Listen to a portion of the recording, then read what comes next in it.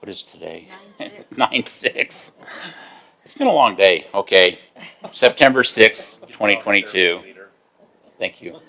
We'll help you with the date. And we have 4 of the 7.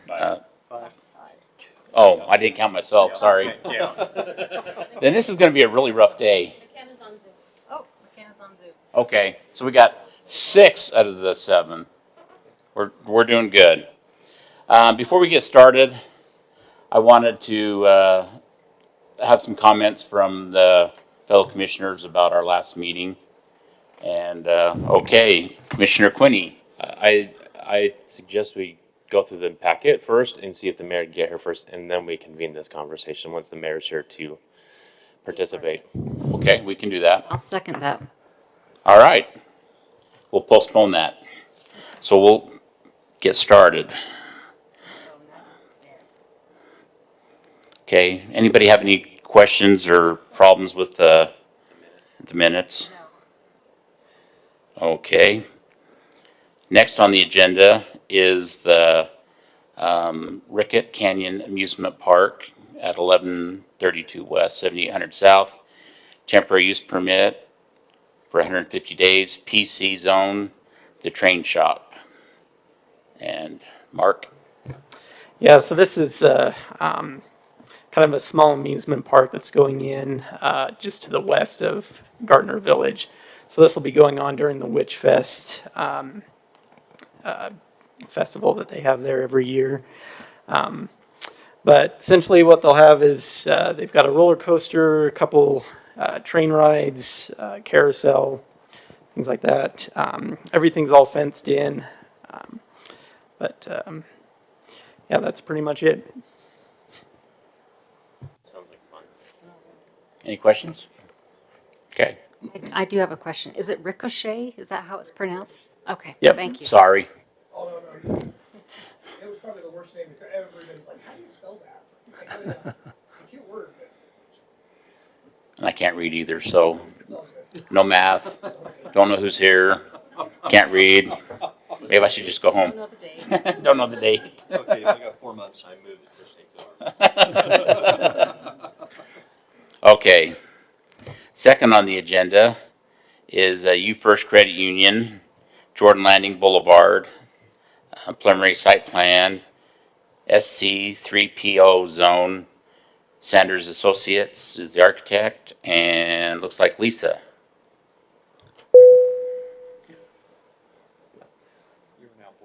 Sorry, I hit the wrong button. University First Credit Union, I believe it's actually U First now, would like to build a new financial institution on the 2 lots of land at 7621 Jordan Landing Boulevard. So that's kind of right between the fire station and the Best Buy. And those 2 lots right on the corner there. Everything seems to be in order with it. Does anybody have any questions? Nope. Okay, and then the last is discussion on the comprehensive general plan. Oh, it's actually been pulled, never mind. Again, I can't read. Okay, We wait for the mayor. Chairman, Mr. Chairman, yes, Mr. Wynn. can somebody tell me what Witch Fest is? I hope it's something different than what I'm imagining. It's a big, yeah, it's a Halloween party at the Gardner Mill where the people get dressed up as witches.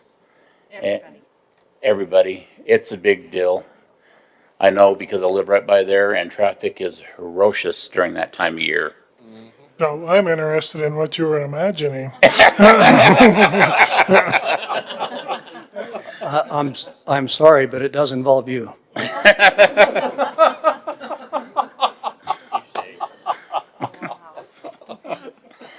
Boy, this is a fun meeting tonight. Funky. It's time to adjourn before doing the damage. But actually, it is a big thing, and it does bring in a lot of people, and they do a lot of business in the Gardner Mill area, so. I think it's I think been doing it for 20 plus years, and it's kind of become one of those things where mother daughters dress up like witches and And as Jay said, I know it drives firemen crazy because of access, and they park all up and down 7800 South, but it is I think it's probably the most popular thing at Gardner Village by far, and it's jam-packed from, I don't know when it starts, but you can imagine when it ends on Halloween, but it's, And undoubtedly, it does date back to the time of Larry's ancestors that originally settled there. So. Is that why half the witches look so familiar that That's are right. splattered on the walls? yeah. It is your ancestors that settled the place, right? Yeah. That's the Scottish witches, I guess, I don't know.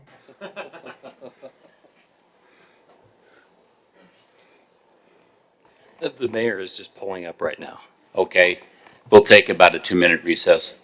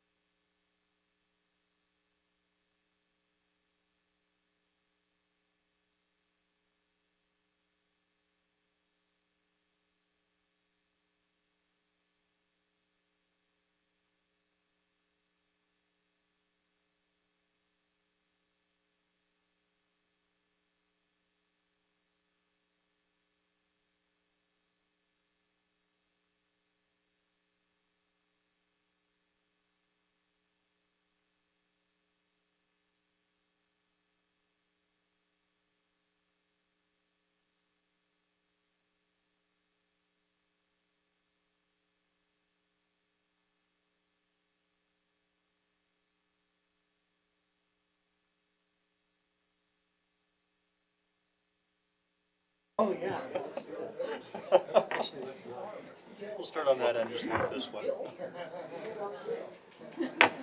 All right, we'll reconvene our pre-meeting and making notation that all 7 of the commissioners are present. I'm going to turn some time over to the mayor, Mayor Burton.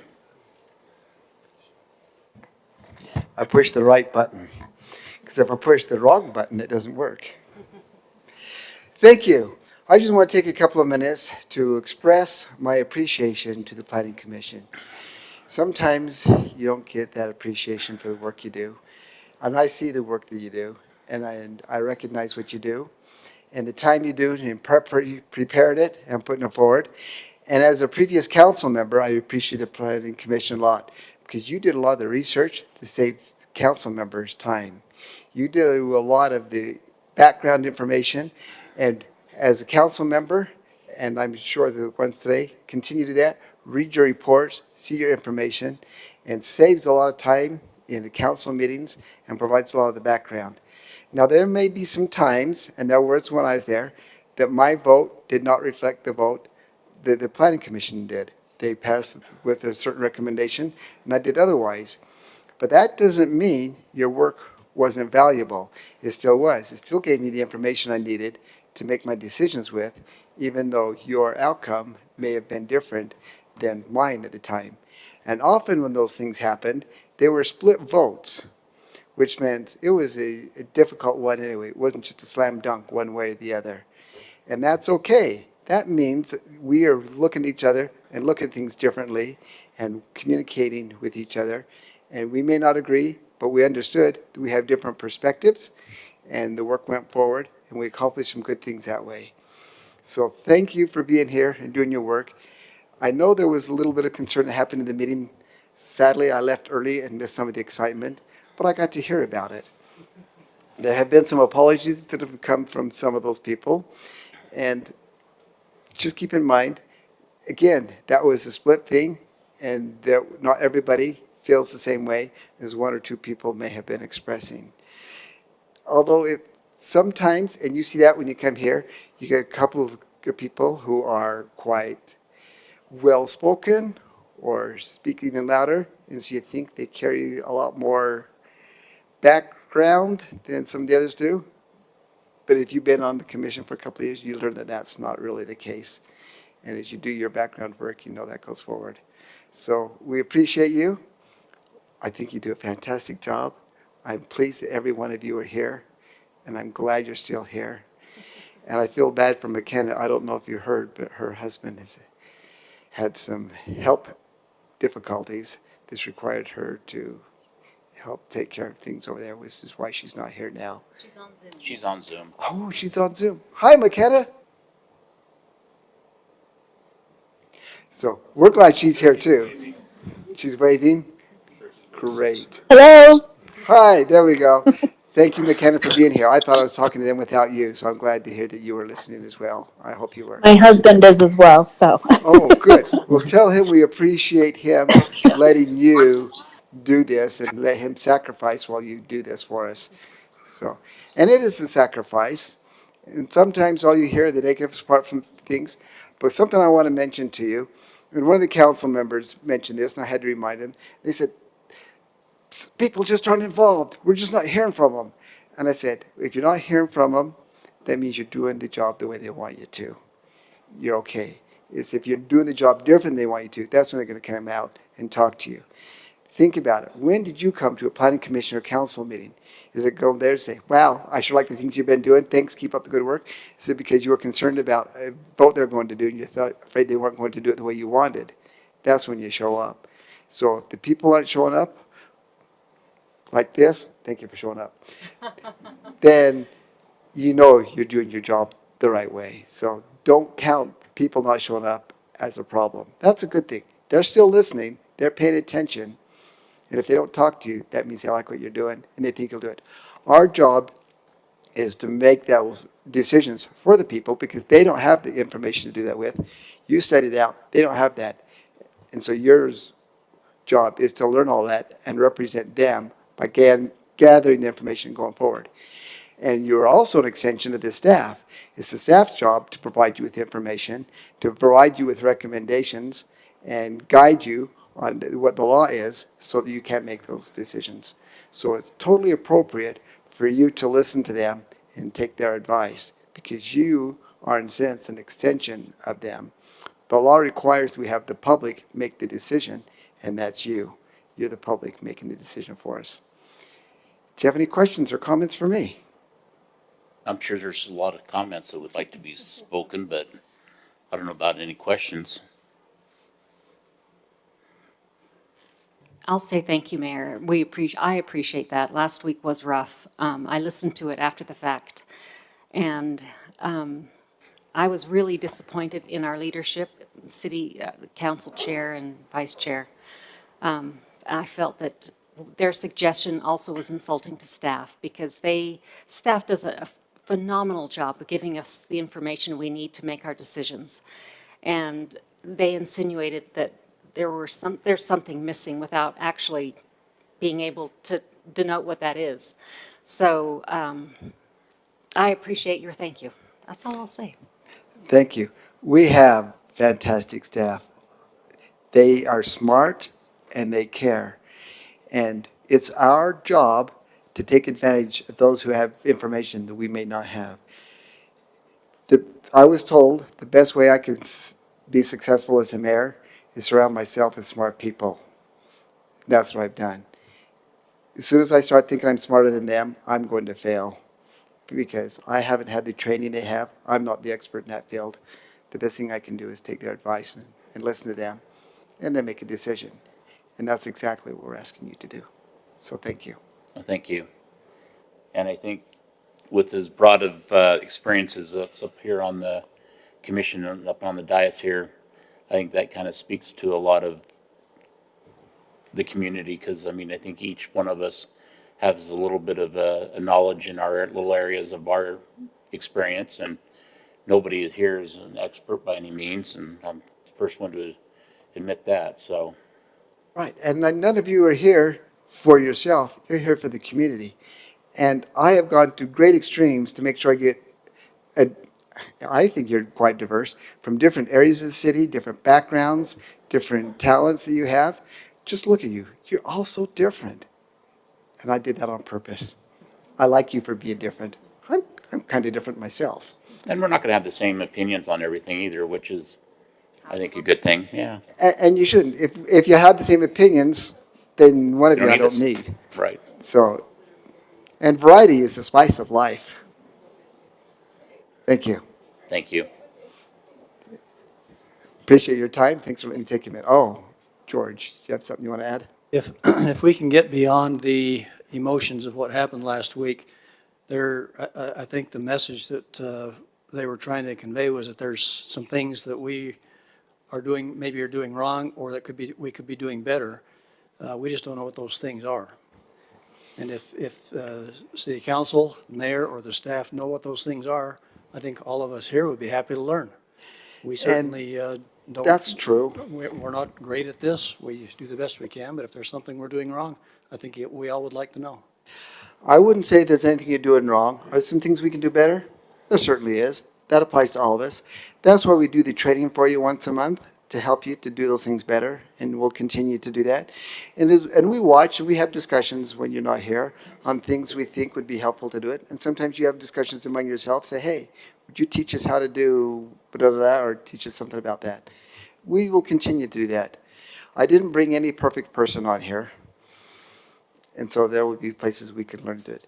And like I mentioned, we had some apologies from some of those council members in leadership, so we appreciate that. They recognize that they may have provided an error, but we want to continue to go forward. And I've decided after that meeting, I was going to continue to do my job the best I can and work with them the best I can, because that's what we do, and that's what we're here for.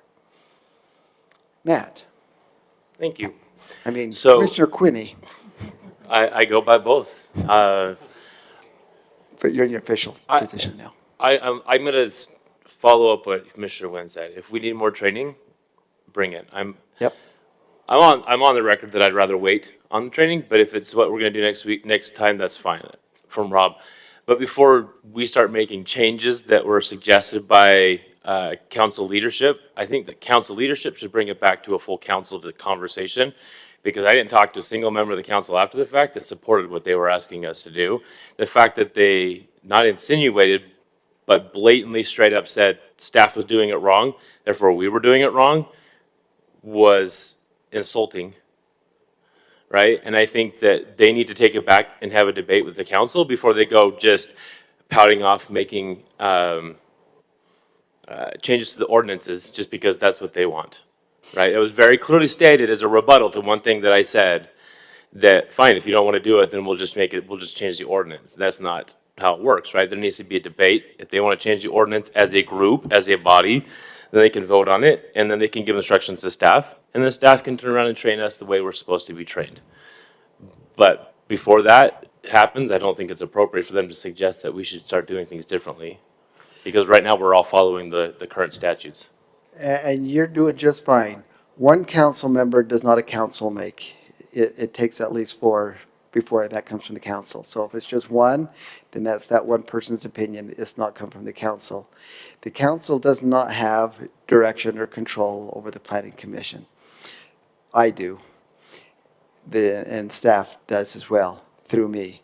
So if the council has concerns with the way the planning commission is going, I'm really open and happy to hear from them. And then myself, along with the staff, will evaluate what needs to be done at that point. So have them to reach out to you directly to tell you you're doing something wrong, or have them even reach out to staff to tell them they're doing something wrong. I've reminded them that that's my job, so they need to go through me to do that. And so unless it goes through there, then you don't need to worry about it. Thank you. Thank you. Any other comments? So I mentioned in another meeting this morning that I wanted to come here just to tell you thank you and let you know we appreciate you and that we love you, and we really do. Thank you for being here. You are a great asset to our city. Keep up the good work. Thank you. Thank you. And the only thing I've got left to say on this is we are going to do some training for next week, but it's going to be just part of our regular training. Rob Wall's got a presentation on land use, and I think I haven't seen it. I don't know, Duncan, have you seen it? I have not seen it yet. So, Larry, have you seen it? No, I haven't seen it, but I would guess that it's not anything that's outside what you've already been trained on over the years. I know Matt and Trish and Jay, you know, even Ammon now for a while. I'm sure you've all seen it, because there's only so much breadth and width in law that you can go as a planning commission. So, but I think it's good for him to reiterate, you know, and he speaks to the council people, and maybe he can fill you in on some what their concerns are. Hopefully, you know, Duncan I know's talked to him, so you'll just have to wait with bated breath for 2 weeks to find out. I don't know if I want to hold my breath for 2 weeks, but we have a request that, Duncan, I'd like to hear your feedback on what happened that lovely day. State code is what it is, city code is what it is. But everybody has their take on what the best practice might be, right, to follow it. And there can be honest differences of opinion amongst council members as to what the optimal way of implementing, following, or, you know, using the code to put information in front of the planning commission and then forward it to the council. There's any number of ways. I mean, we've got 150 cities and 100 towns in Utah, and there's probably as many ways or almost as many ways of processing and moving things through the pipeline, so to speak. And so, in other words, there are, you know, a part of what we do is adapt to what seems to work for the locality, right? What works for you as a planning commission, what works for the council. And I think what's most helpful is if there's a change in policy, if, like you say, it's clearly debated, and then there's a clear vote on a resolution, policy, ordinance, then it's clear for staff, it's clear for the planning commission on how to move that forward to the council, or if it's something where you're the final decision maker, how you act on it. I think planning staff here has been especially open to any time you guys as a planning commission want to make a change. I mean, you've updated your bylaws occasionally. Again, we realize if you find a better way to do something, we're amenable to look at it, as long as it's, of course, within the confines of what's allowed by the city code and state code. So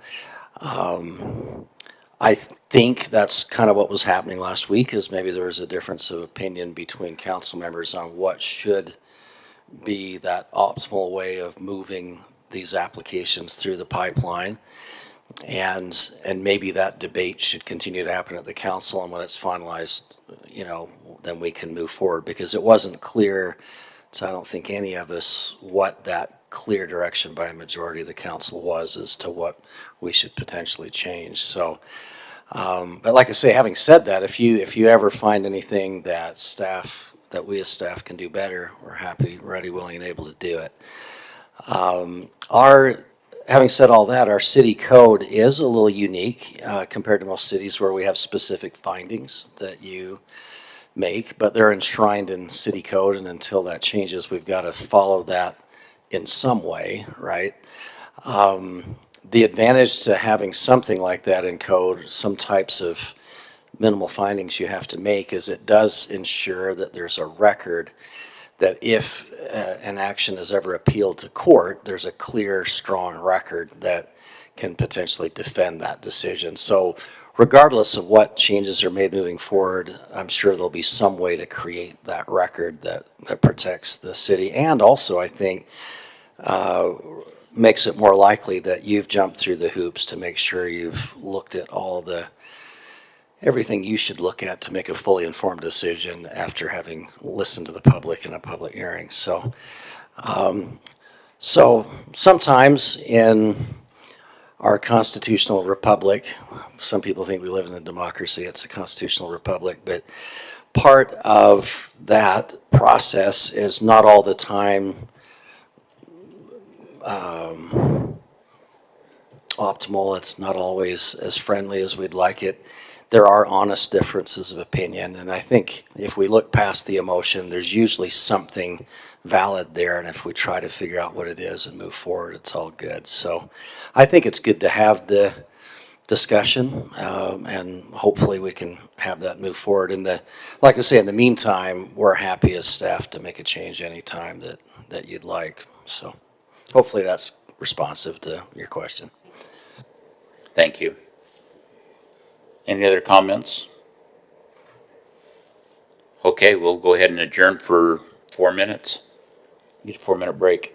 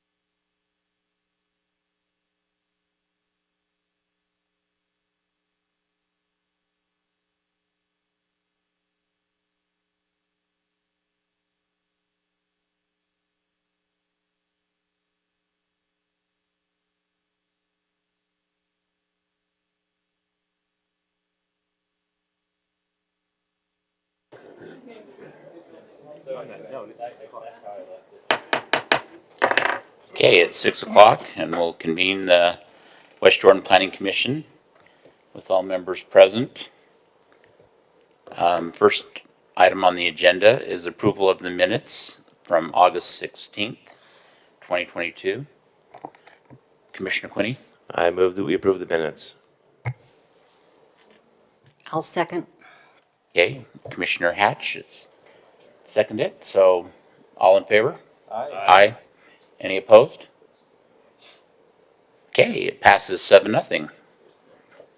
Okay, next on the agenda is Ricketts. Ricochet. I am so, I have a friend, honestly, that has that same spelling in his name. That's how he pronounces it. So I apologize. Okay. The Ricochet Canyon Amusement Park at 1132 West, 7800 South, temporary use permit, 150 days.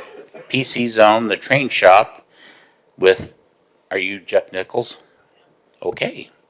If you'd like to come up and speak to us real quick before we make that, I'll let you do that if that's okay. If you don't want to, that's fine too. It's up to you. Okay. Now, do I have to know how to push a button? The right button.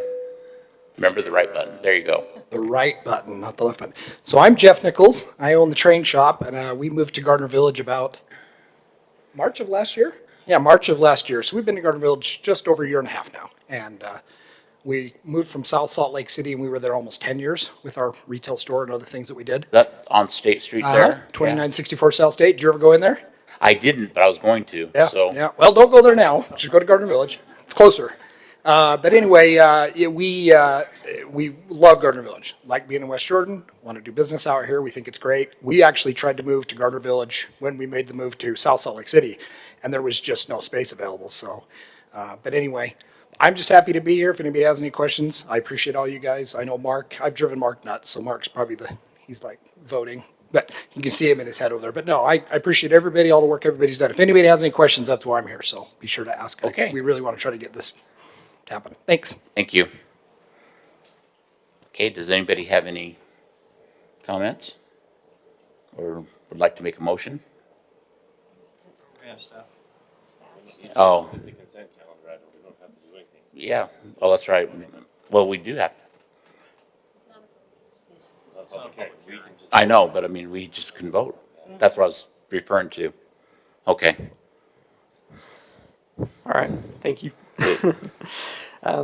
Yeah, so as the applicant said, this is a temporary amusement park just going on the west end of Gardner Village there. You can kind of see it on the map, but basically the general design is it's kind of a fenced-in enclosed area containing several rides. So they've got a roller coaster, 2 train tracks, a carousel, a couple of bounce houses. So it's kind of as this new companion to Witch Fest, which is going on about from mid-September through the end of October.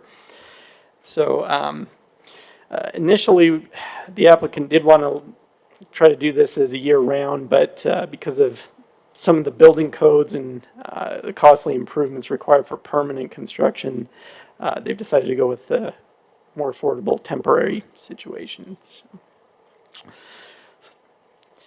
So here you can kind of see just kind of the layout of this. So you can see the 6-foot fence completely surrounds that. So in addition to the rides, they've also got a few portable toilets that'll be managed by Honey Bucket, and then they've got some trash receptacles as well. So now they will have a small area for just kind of some storage and maintenance things there. You can kind of see that in the corner. But this is kind of an unusual situation where we've got some large equipment that's really kind of tough to move off site. Normally with temporary use permits, we require them to clean everything up and restore the site to the original condition. But in this case, we were kind of figuring to kind of meet somewhere in the middle and allow the roller coasters and some of the bigger rides to remain on site after the use is expired, but remain inoperative and be well maintained. And then the other smaller items, just kind of the smaller equipment, tools, things like that would need to be cleaned up. So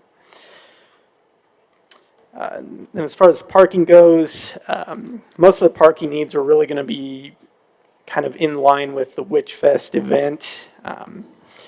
Really, pretty much all the patrons are going to be there for Witch Fest, so we're really not anticipating a whole lot of additional parking needed beyond that. So.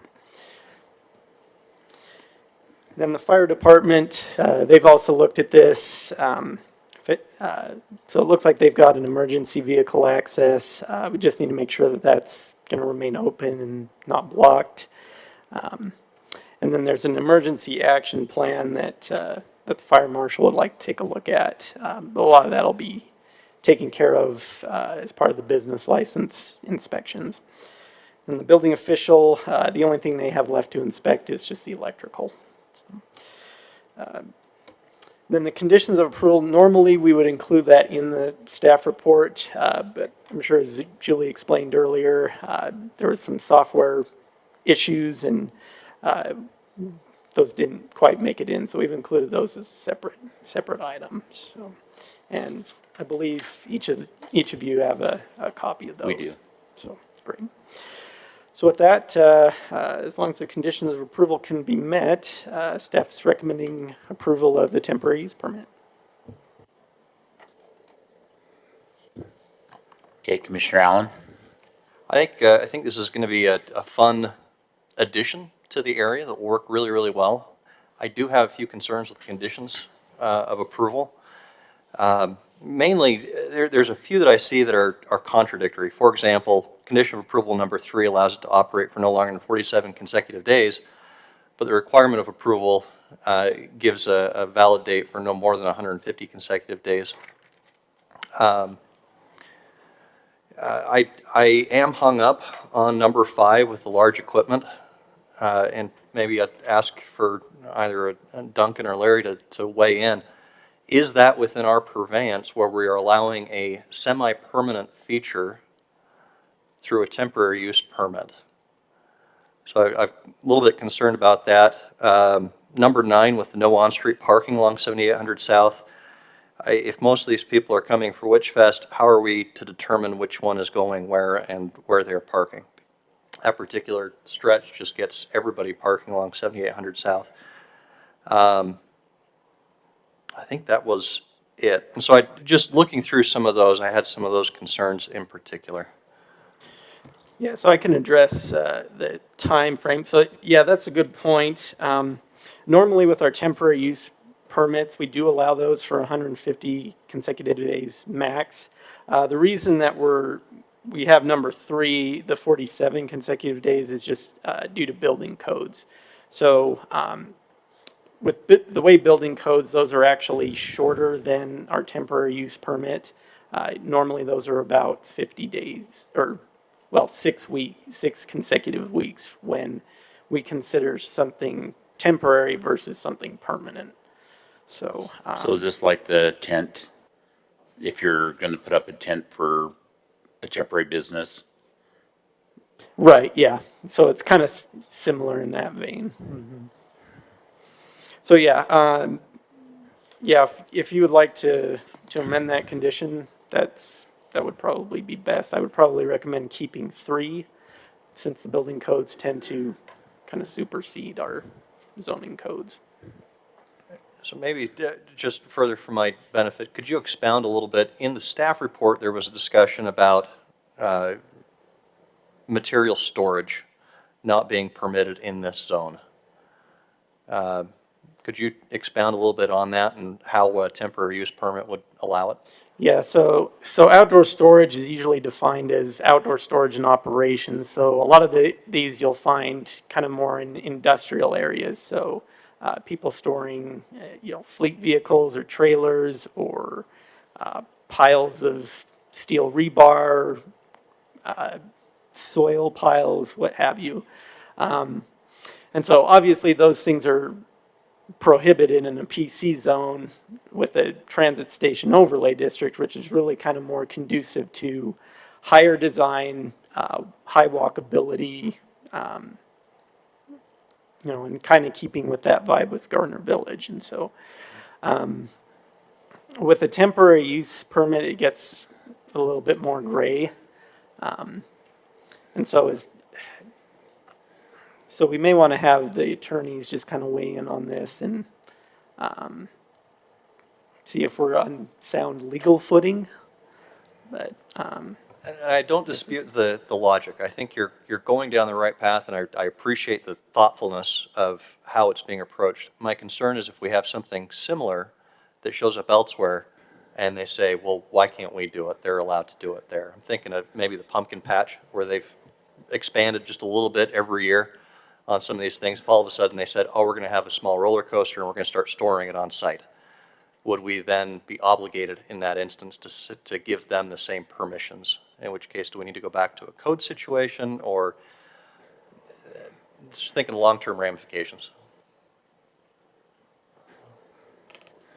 I mean, one of the advantages you have is this is a temporary use permit, so they would have to apply for a permit each time, right? They come back each season, but if there is a larger concern like you're describing, that is a good opportunity, and I think that's what you're alluding to consider maybe a text amendment in the code so that it's clear whatever the concern is, either by what type of specific use is allowed in what type of zone, or some additional language to limit whatever the concern is. But I think you'd have to first identify a little bit more what the concern is. But yeah, I think there's that opportunity that's how you can control something that doesn't proliferate without that concern being met. I mean, I would defer to Larry if he's got additional thoughts in that regard. Maybe I could just clarify. So what we're looking at is a up to 150-day temporary use permit that we're saying can be used for no longer than 47 consecutive days for a year-round storage. No, the temporary use is for the use as an amusement park. Okay, and years ago when I worked in another jurisdiction, we used to deal with haunted houses, and the joke that kind of ran around is there's nothing more permanent than a temporary use. And so, but hey, the applicant clearly has been at Gardner Village for 2 years. He owns a business within Gardner Village. The only reason he's applying for a temporary use is because of the exorbitant cost of putting in the permanent fixtures to make it a permanent part of Gardner Village that would only be used probably for 30 to 60 days anyway. Now, he has fenced the entire place in.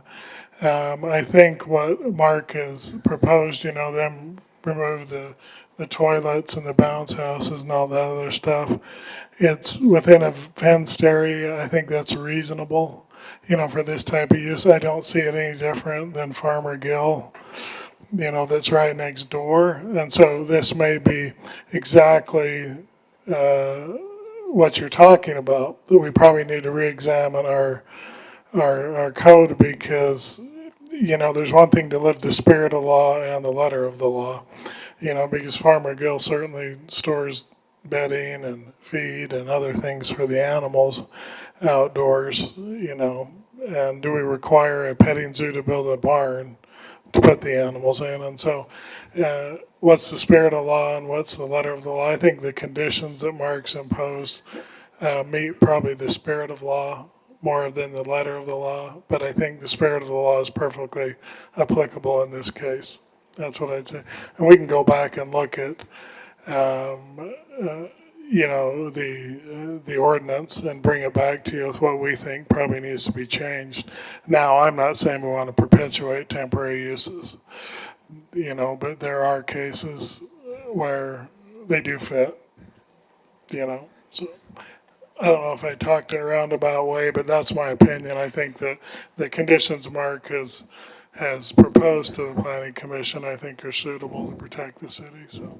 No, I think that's a good comparable that Larry uses, the traditional haunted house building that never gets used for anything else, and year-round it's got skeletons and pumpkins painted on it, but it only gets used for 30 to 60 days right up until Halloween, and so, but the use itself may only be 30 to 60 days.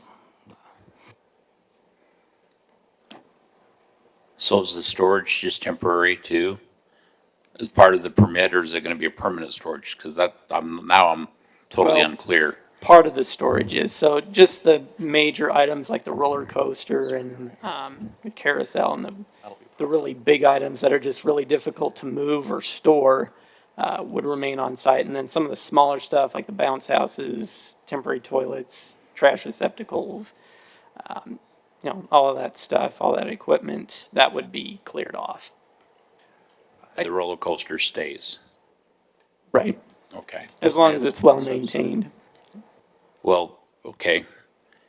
Commissioner Allen had a question. Is it gonna be dismantled and just stored away, or is it gonna be kept in working condition but not used? I'd probably refer to the applicant for a little more information, but Honestly, it's. Why don't you come up to the, Left the mic on. yep, the mic's on. So yeah, the roller coaster is basically racked on a trailer. That's actually how it was delivered to us, so we could potentially rack the roller coaster on a trailer. When we met with Glade, who is part of the building inspection team, he came down maybe a week ago to look at the electrical.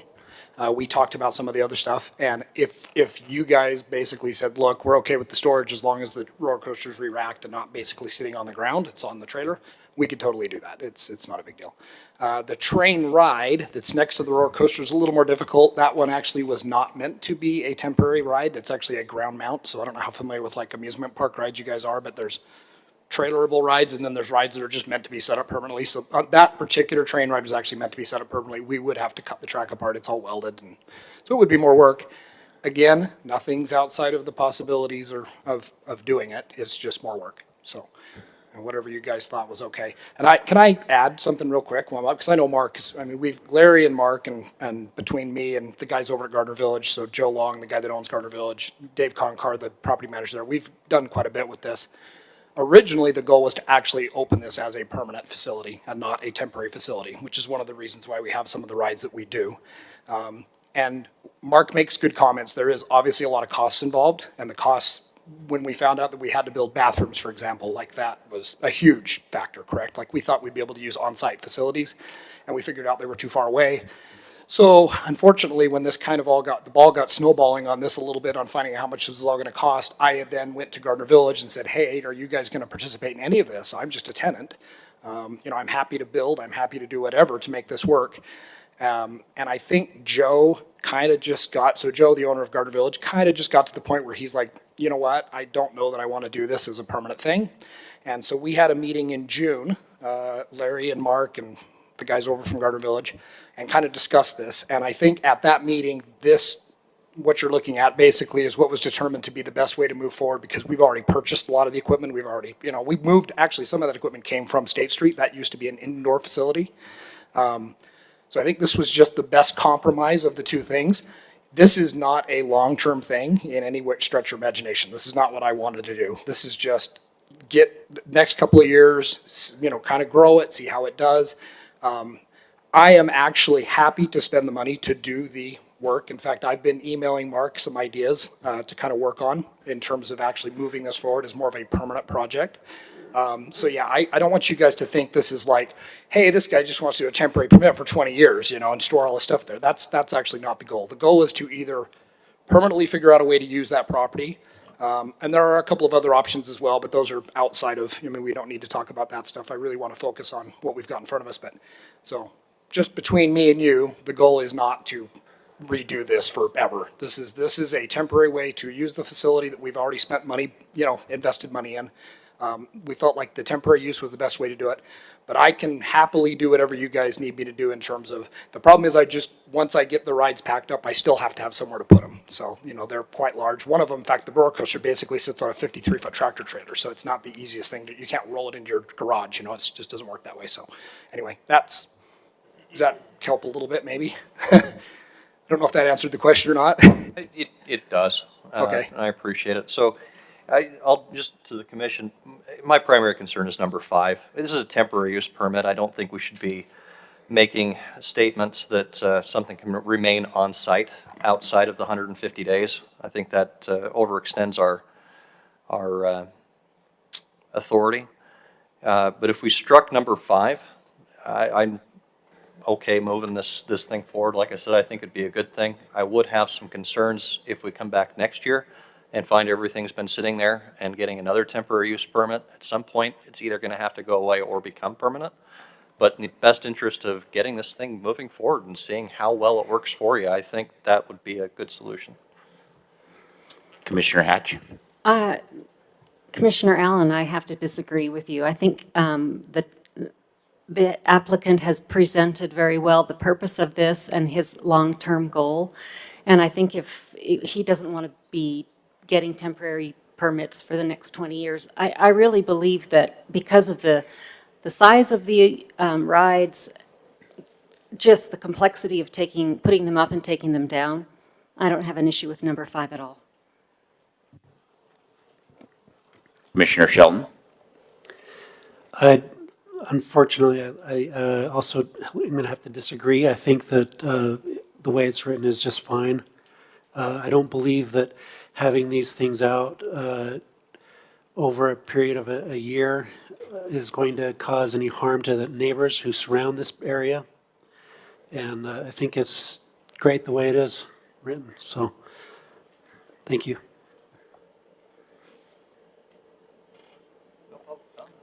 No, any other comments from you guys? Does anybody want to make a motion?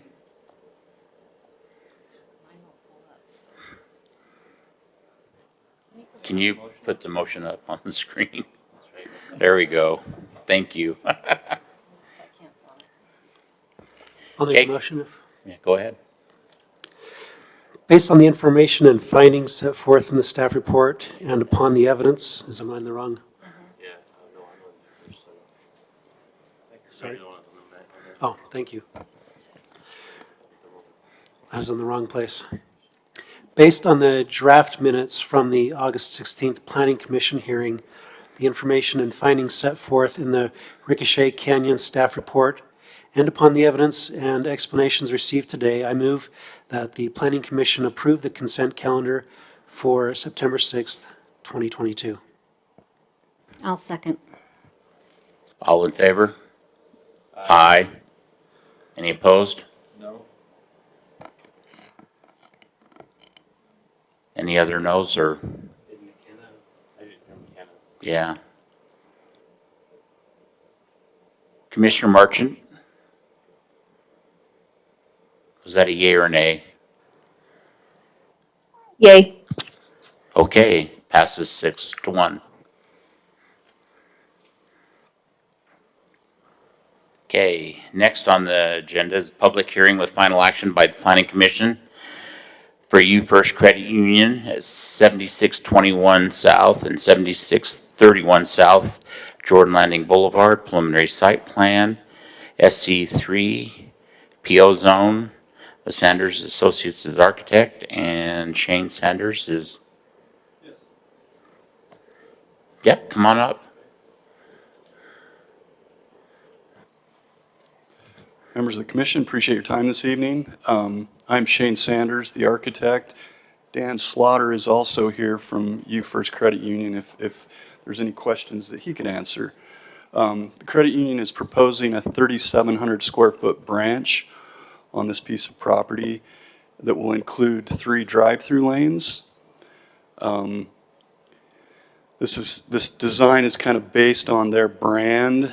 We've kind of created this design, and we're using this in other locations. It includes a brick veneer, a cement paneling, and then a metal paneling. The high roof, shed roof, is a darker metal panel, and then we have a red metal panel on the left side. The U that you see at the right side on the red is a 3-form that is backlit at night, so that element glows.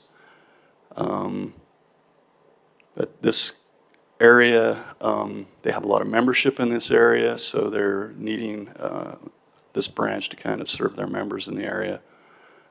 We went through this process about 1.5 years ago for a new financial center that's under construction for them to expand their corporate offices. That hopefully will be done at the end of the year. But they're expanding their branches also to serve the members in the area. Okay, any questions for the applicant? Okay, Lisa? Good evening. The site plan that we have here, it is in conformance with all of the regulations in the 2009 City Code. The design meets all of the design standards. The the design review committee had sent it forward with a positive recommendation for approval. I think they've got almost 3 times the parking that they're required to have on site. We'll review the landscape architecture when it comes into final. Is there any other questions that I could answer on it for you? Any questions for staff?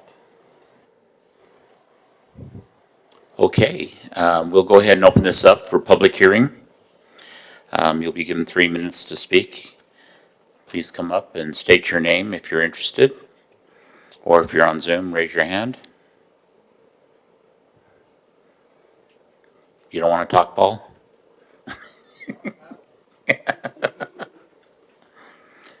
Okay, I see that nobody is going to come up and speak, so we'll go ahead and close the public hearing and bring it up to the commission for comment and/or motion. Commissioner Quinney? I move that the planning commission approve the preliminary site plan for U First Credit Union located at 7621, 7631 Jordan Landing Boulevard in the SE3 Professional Office Zone District, subject to the site plan requirements of approval 1 through 3 on the staff report. Second? Okay, we have a motion and a second. All in favor? Aye. Any opposed? Okay, carries 7-0, unless Commissioner Marchant, you would like to speak. Nope, that's an aye for me. Thank you. Okay. That concludes our calendar. Do I see a motion to adjourn? I'll make a motion to adjourn. Okay, we have a motion to adjourn. I'll second that. We are now adjourned.